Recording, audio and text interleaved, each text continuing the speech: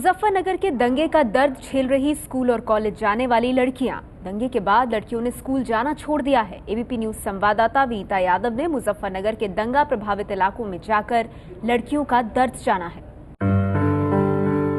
गांव की दकियानूसी परंपराओं को तोड़कर घर से स्कूल की तरफ निकली थीं ये लड़कियां। इन लड़कियों के क्या नाम है, किस गांव की है, ये बताना इतना जरूरी नहीं है जितना ये जानना कि मुजफ्फरनगर के दंगों ने इन लड़कियों के सपनों को लहूलुहान कर दिया है। जिस समाज में लड़कियों के जन्म पर सवाल उठाए जाते हैं, उस समाज से बाहर निकलकर स्कूल में अपने ख्वाब बुन रही थी ये लड़कियां। पर मुजफ्फरनगर के दंगों ने अब इनके कदम इनके घर में ही रोक दिए हैं। इन लड़कियों ने स्कूल जाना छोड़ दिया है। लड़कियां जो हैं वो स्कूल नहीं जा रही हैं। दिल में काफी डर बैठा हुआ है क्योंकि स्कूल जाने के लिए उन्हें जिस रास्ते से गुजरना पड़ता है वहां पे काफी छेड़खानी होती थी और जिस तरह का माहौल बना है उसके बाद खास तौर से डर हो गया है उन्हें कि उनके साथ कुछ भी हो सकता है। इस वजह से स्कूल नहीं जा रही हैं बच्चियां। ये बताइए कि आप स्कूल जाते हो बेटा? जी नहीं जा रहे हो। क्या हुआ है, क्यों नहीं जा पा रहे हो स्कूल? 27 तारीख में वो छेड़छाड़ की वजह से हम इसलिए स्कूल नहीं जा पाए। क्या डर लग रहा है आपको, क्या वजह लगती है, क्यों, क्या दिक्कत होगी अगर जाओगे तो? वे फिर ऐसे ही छेड़खानी करेंगे जैसे वे पहले करते थे। अगर हम अकेले स्कूल में जाएंगे तो फिर वे कुछ न कुछ कहेंगे। इस वजह से हमारे घर वाले में स्कूल नहीं भेज रहे। तो ऐसे में आपको क्या लगता है अगर घर वालों को पता लगेगा, छेड़खानी होगी तो और ज्यादा दिक्कत, फिर जिस तरह से पहले छेड़खानी के मामले पे उस दिन पता चला था, उसी दिन हमारे 2 अंकल की डेथ हो गई। तो अब तो अंकल जी और भी घर का कोई भी बड़ा परिवार हमें स्कूल नहीं भेज रहा। जरा सोचिए किस दिमागी दबाव से गुजर रही होंगी वो लड़कियां। गांव के रिश्तेदार मारे गए, गांव दर गांव वीरान हो गया। मुजफ्फरनगर के जिन गांवों से इनका ताल्लुक है वहां खौफ का मंजर है। जब हालात सामान्य थे तब तो स्कूल जाना मुश्किल होता था, अब तो जैसे जान पर ही आ गई है। आपको लग रहा है कि आप जा सकते हो अभी इस स्थिति में स्कूल? घर वाले भी यही कह रहे कि अगर सुरक्षा मिली तो स्कूल में भेजेंगे, वरना नहीं। और हम भी यही कह रहे कि अगर सुरक्षा मिलती तो स्कूल जाएंगे। आप कौन सी क्लास में पढ़ते हो? 11th क्लास में। तो आपको क्या लग रहा है कि आपकी पढ़ाई इस बीच में आप स्कूल नहीं जा पा रहे हो तो आपको दिक्कत हो रही है, स्कूल जाना चाहते हो? जी जाना चाहते हो जी। तो क्या पहले भी स्थिति ऐसी रही है कुछ की रास्ते में दिक्कतें आप लोग हुई है छेड़खानी को लेकर के? हाँ जी, पहले भी होता था ऐसा।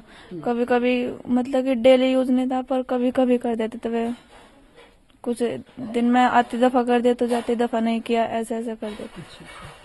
अभी स्कूल जाने का मन जो है वो है और डर लग रहा है, लेकिन ये है। हाँ जी। आप कौन सी क्लास में पढ़ते हो? 9th क्लास में। 9th क्लास में। अच्छा बताओ कि आप हमेशा उसी रास्ते से स्कूल होकर के जाते हो? कोई और रास्ते में ऐसा है कि जहाँ से आप जा सकते हैं, जहाँ पे आपको सुरक्षा लगे? मेरा रास्ता तो वही है, उधर को जाते हैं सब। वही। हाँ जी। तो उस रास्ते के अलावा कोई और रास्ता अगर आपको जाने को मिले तो भी आपको मतलब लगेगा डर? हाँ जी। ये वो लड़कियां हैं जो मुजफ्फरनगर के उस दाग को धोना चाहती थीं, जहां 42% लड़कियां लिखना पढ़ना नहीं जानती।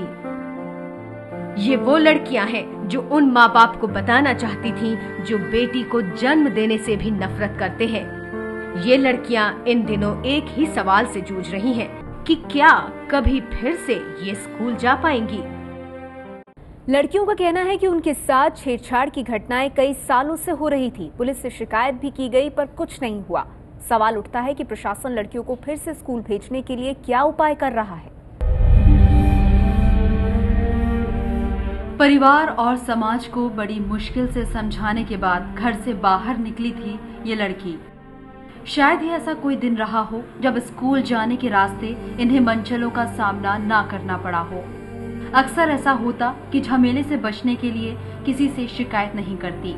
मुजफ्फरनगर में जो हादसा हुआ उसकी असली वजह छेड़खानी मानी जा रही है, क्योंकि छेड़खानी की वजह से ही आगे जो हिंसा है वो हत्या हुई, हत्या के बाद हिंसा बढ़ती चली गई। इससे पहले अगर ये जानना चाहें कि छेड़खानी का माहौल वाकई में यहाँ पर क्या इस कदर बढ़ गया था कि लड़कियों का घर से निकलना मुश्किल था, और आज जो स्थिति है उसमें लड़कियां मुजफ्फरनगर में इस वक्त स्कूल नहीं जा रही हैं, तो ऐसे में लड़कियां क्या अपने आप को घर से बाहर निकालना सुरक्षित समझ भी पा रही हैं, महसूस की नहीं? आप लोग घर से बाहर निकलना इस वक्त आप लोगों के लिए कितना मुमकिन नजर आता है? बहुत मुश्किल है, बहुत ज्यादा मुश्किल है घर से बाहर निकलना। पहले जो मतलब यहाँ पर जो माहौल है, क्या वो छेड़खानी का माहौल बहुत ज्यादा रहा है? क्या दिक्कत इस चीज में बहुत ज्यादा है? हाँ जी, बहुत ज्यादा। पहले से शुरू से ये हो रहा है काम। अब ज्यादा, अब जो है 4-5 साल से बहुत ज्यादा बढ़ गया।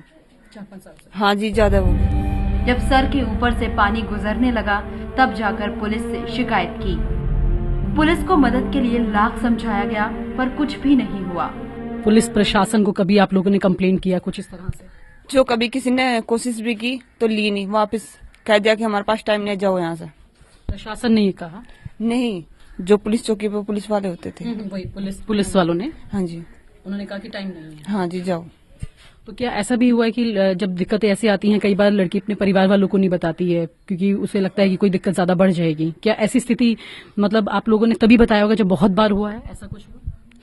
हाँ जी, 1-2 बार जिक्र भी किया पर ऐसा नहीं हुआ कि घर के बोले चलो छोड़ो, अभी इतनी कोई वो नहीं है, सीधा आओ सीधा जाओ, निकल जाओ। तो बस इसी उससे निकल जाते थे। फिर साथ में जाने लगे घर वाले। साथ में जाने लगे? हाँ जी। तो अब आपको क्या लगता है कि ऐसे में लड़कियों का रहना यहाँ पे कितना मुमकिन नजर आ रहा है इस जगह? बहुत ज्यादा मुश्किल है लड़कियों का निकलना, क्योंकि अब तो पुलिस सिक्योरिटी है, उसके बाद कोई नहीं रहेगा।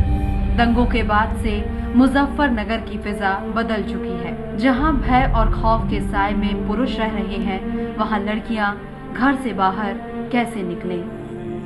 कॉलेज वगैरह जाते थे आप या स्कूल? जी मैंने इंटर किया है, बस कॉलेज में नहीं गई मैं। काफी बार दिक्कत हुई है लेकिन छेड़खानी तो कभी हुई नहीं क्योंकि हमारे घर वाले हमारे साथ रहते थे। मेरे पापा जी और भाई जो हमारे साथ पढ़ते थे वे हमारे साथ ही जाते थे, कभी हम अकेले नहीं गए इसी डर की वजह से। इसी डर की? लेकिन क्या यहाँ पर अक्सर ये स्थिति देखने को मिली है लड़कियों की? काफी बार देखने को मिली है। जब सड़कों पे घूमते रहे तो कोई क्या कर सके, अकेली लड़की क्या करेगी ये बताओ। पुलिस भी कुछ नहीं करती, अभी भी कुछ नहीं करे। 23 दिन हो गए अब तक वे पकड़े भी नहीं गए तो क्या करेगी फिर। उनकी शिकायत पर भी अभी तक कोई कार्रवाई नहीं की गई है। जो हमारे गांव के बच्चे हैं उनको स्कूल तक ले जाने के लिए कोई सुरक्षा अभी तक मुहैया नहीं कराया गया। जो छोटे छोटे बच्चे हैं वे भी स्कूल नहीं जा रहे हैं, नहीं जा रहे हैं इसी डर की वजह से।